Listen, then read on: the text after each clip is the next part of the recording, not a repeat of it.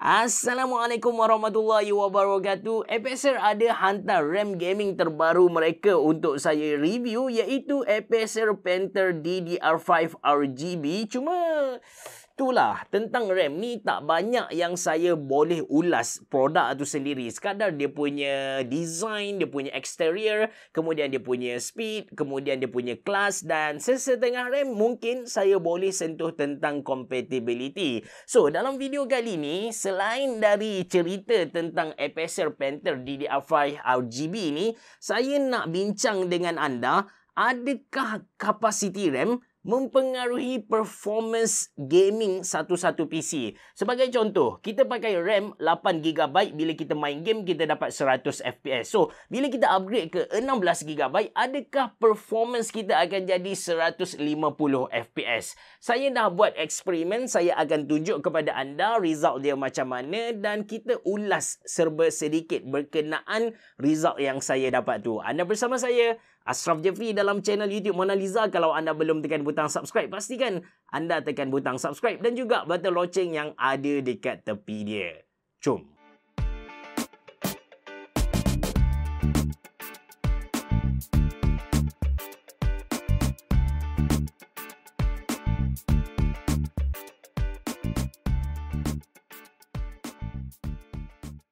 Okay guys, ini dia Apexer Panther DDR5 RGB Dual Channel Memory Kit 32GB 6000MB transfer per second. Dari segi design, dia punya outlook, dia punya exterior sebenarnya tak jauh beza dengan model sebelum ni. But yes, ada elemen gaming. Seperti yang anda dapat tengok dekat dia punya heatsink, ada aksen warna silver dan juga warna hitam. Di belah kiri tu ada logo ataupun lambang seekor panther. Manakala di bahagian atas ada satu LED light bar yang menyala secara RGB dan kita boleh tukar dia punya efek ni menggunakan software motherboard tu sendiri. Actually, untuk projek kali ni saya guna ASRock Z690 Taichi Razer Edition, tapi somehow polychrome saya tak berfungsi dengan bagus. Untuk main dengan LED ni, kalau anda memang serius nak mengkedai tom yum kan anda punya PC kan, saya tak recommend anda beli motherboard ASRock disebabkan terlalu banyak kes tentang dia punya polychrome ni. The best motherboard untuk anda main dengan RGB ni adalah Asus Aurasync dan juga MSI Mystic Light. Everything based on saya punya personal experience lah. So, disebabkan masalah polychrome yang berlaku dekat PC yang saya test ni, saya tak dapat nak demokan kepada anda secara total efek-efek RGB yang kita boleh buat dekat Apexer Panther DDR5 RGB ni. Okay guys, sebelum saya tunjuk kepada anda result eksperimen yang saya dapat tu kan, saya nak buat sedikit ulang kaji tentang RAM.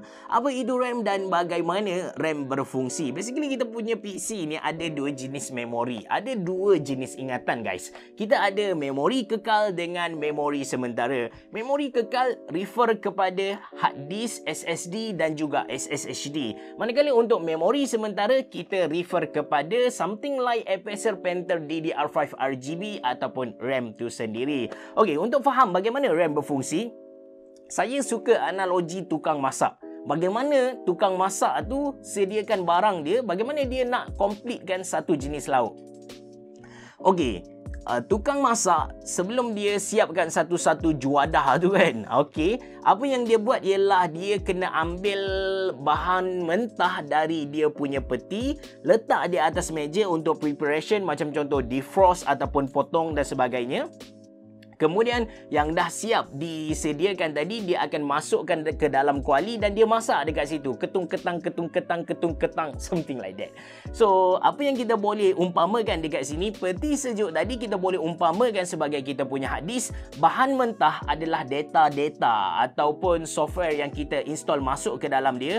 Manakala meja yang kita guna untuk persiapan sementara itu adalah RAM. Kemudian kuali adalah tempat kita proses data besar lah. So bila mana kita nak main game sebagai contoh, apa yang akan berlaku dalam PC kita punya prosesor akan ambil data-data dari dalam hard disk. Dia akan readykan di satu tempat yang kita panggil sebagai RAM. Bila dah ready, dia akan proses dekat kuali tadilah. So itu bagaimana RAM berfungsi. Saya harap anda boleh faham sebab ini adalah analogi yang paling ringkas, paling padat dan paling senang untuk kita faham. Alright, ini graf performance yang saya dapat untuk 4 jenis PC. Saya malarkan dia punya prosesor, saya malarkan dia punya graphic card. Untuk motherboard memang bertukar sikit. Saya pakai NZST Z690, kemudian saya upgrade ke ASRock Z690 Taichi Razer Edition. Untuk RAM DDR4 8GB kita dapat FPS yang macam tu,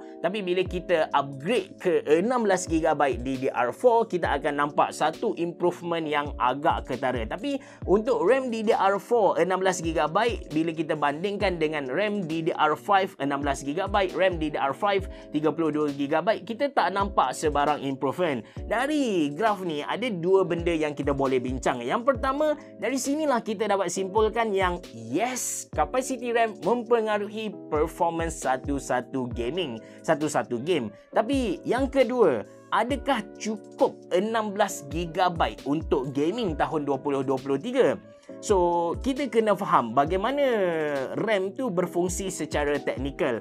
Bila kita main game kita tu perlukan mungkin okey, sekarang saya nak anda tetapkan kapasiti RAM anda punya PC ialah 8GB. Bila kita main game, mungkin game kita tu perlukan 6GB secara average. Tapi anda kena tahu, penggunaan RAM ni adalah fluctuate. Ada ketika dia akan naik, ada ketika dia akan turun. Itu yang pertama. Yang kedua, walaupun kita main game, sebenarnya di belakang game kita tu ada lagi beberapa software yang sedang run.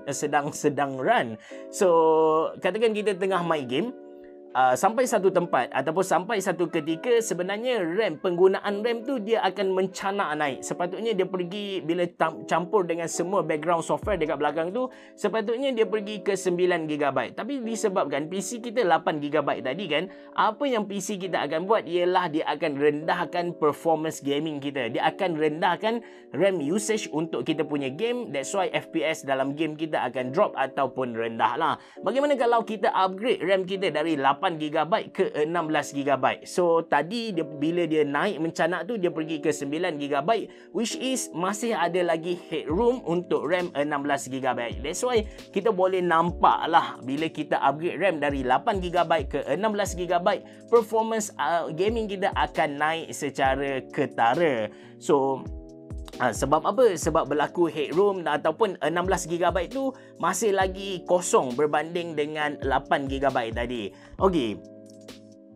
Adakah dengan ini kita dapat generalisekan untuk tahun 2023 16GB dah memadai untuk gaming? Jawapan dia yes and no. Yes, sebab kalau anda betul-betul guna PC semata-mata game, 16GB mencukupi untuk anda. Tapi kalau dalam masa sama di belakang game tu anda ada buka Discord ataupun anda stream game yang anda main, 16GB tak cukup bosku. Sebab dia sebenarnya bukan bergantung kepada kapasiti RAM, dia bergantung kepada RAM usage tu sendiri. Kalau kita punya kapasiti RAM tu dia besar macam mana, 128GB sebagai contoh, tapi kita punya penggunaan RAM 200GB, still kita akan dapat performance yang rendah. That's why yes and no, dia bergantung kepada RAM usage anda. Okey, satu lagi, kalau anda perasan masa saya present graph tadi, sebenarnya speed untuk RAM DDR4 dia yang saya test tak sama dengan RAM DDR5 yang saya test. Of course, speed RAM untuk DDR5 lagi tinggi, and sebenarnya betapa lajunya RAM DDR5 ni, dia punya unit bacaan pun berbeza. Kalau RAM DDR4 kita sebut 3200 MHz, tapi untuk RAM DDR5 macam contoh Acer Panther RGB ini kita tak sebut 6000 MHz, kita sebut sebagai mega transfer per second. Memang laju gila guys. Tapi based on graph yang saya tunjuk kepada anda tadi, kalau kita tengok 16GB DDR4 kita bandingkan dengan 16GB DDR5, walaupun RAM punya speed tu berbeza, tapi performance yang kita dapat sama. So dari sini kita dapat simpulkan yang RAM punya speed untuk latest produk ni tak memberi kesan yang ketara untuk gaming. Cuma kalau apa yang bagus tentang RAM DDR5 macam contoh Acer Panther DDR5 ni ialah dia future proof. Dia future proof. Buat masa sekarang saya tak nafikan tak ada software ataupun game yang mampu optimize dia punya speed ni betul-betul. Belum ada guys. Tapi in future mungkin 2 tahun lagi, 3 tahun lagi akan ada satu software yang demanding gila. Bukan sahaja processor demanding, bukan sahaja graphic card demanding, tapi mungkin RAM demanding guys. So ketika tu kita dah tak perlu nak upgrade ke DDR5 lah. Anda kena tahu yang nak upgrade RAM DDR5 dia tak semudah upgrade processor Ryzen yang sebelum ni, tapi kita kena upgrade sekali dengan motherboard. Jadi untuk upgrade tu dia makan kos yang tinggi. Harga RAM DDR5 pun mahal, lepas tu harga motherboard dia pun mahal. So kalau anda baru nak buat PC, anda nakkan satu PC yang future proof, mungkin boleh pakai sampai 10 tahun, saya recommend anda beli RAM DDR5 lah. Walaupun buat masa sekarang kita tak boleh guna dia secara total, dia belum boleh optimize lagi, tapi mungkin 2-3 tahun lagi kita akan guna speed 6000 mega transfer per second ni. Itu saja dari saya. Cuma ada cuma, kalau anda perasan cara saya sampaikan, saya tak pastilah cara saya sampaikan video ni, cara saya present video ni sedikit berbeza dengan cara saya bercakap dalam video-video lain. Video kali ni saya rasa dia lebih santai, dia lebih relax. So yang mana anda suka? Yang relax ataupun yang sebelum ni laju pop-pet tu? Anda boleh kongsikan pendapat anda dalam ruangan komen di bawah. Untuk RAM Acer DDR5 RGB ni, saya sediakan link beli dalam ruangan description box video. Terima kasih kerana menonton. Assalamualaikum warahmatullahi wabarakatuh. Berapa? Jumpa lagi.